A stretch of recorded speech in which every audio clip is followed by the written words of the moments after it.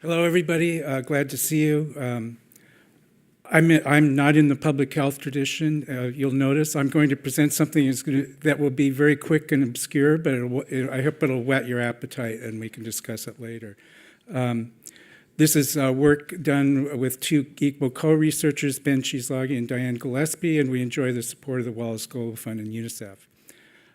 This is a grounded theory study of the 30-month non-formal education program in communities done by the NGO Tostan. A core group of a few percent of the population self-selects for the program, and the changes in the core group are systematically diffused through the community over several years. There are multiple self-reported results, increases in agency, voice, and participation, categories that we derive not being aware of the World Bank's recent publications on that issue, and several dozen self-reported substantive results. So remember, this is grounded theory, so we derive the categories from what the respondents say, but of course our theoretical knowledge allows us to name the categories. So we find a self-reproducing status quo. There's lack of meaningful variation. There's dissonance reduction, rejects new information.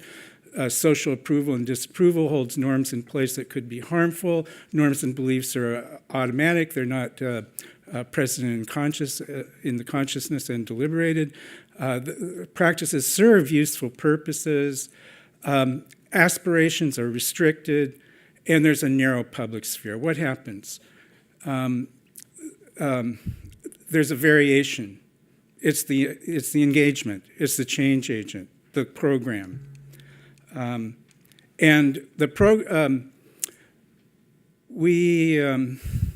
are community enabling conditions.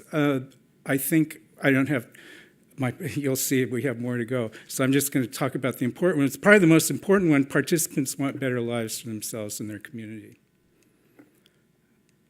And there are program enabling conditions and program pedagogy. The program enabling conditions all have to do with the credibility of the change agent, why they are believable and trustworthy. And notably, one of those is that it's a multi-purpose, holistic program. Some people think that messages are automatically believable, but that's not so. And there are key elements of the program pedagogy that were important. Among them, that is coherent with local values in both form and content. That is, form, the local value of valuing education, the content, things are done with song, dance, as well as discursive discussion.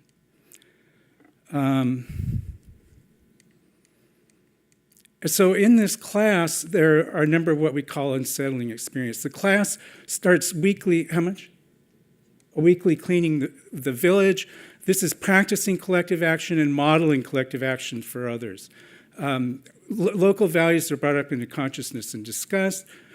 People do exercises, imagining fulfilling new roles and imagining fulfilling those roles, imagining a better future. This is, expanding the capacity to aspire. In the class, there's equal voice for all, which there's not in the community, and this becomes a model and an ideal within the class.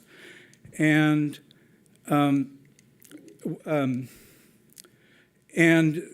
these unsettling experiences change people's self-understandings and increase personal and collective efficacy.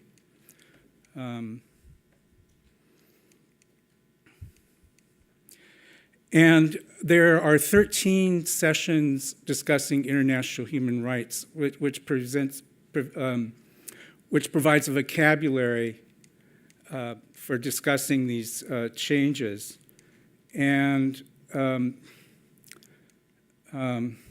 new aspiration arises to realize the human rights of all. That becomes the class aspiration, which then diffuses to the community.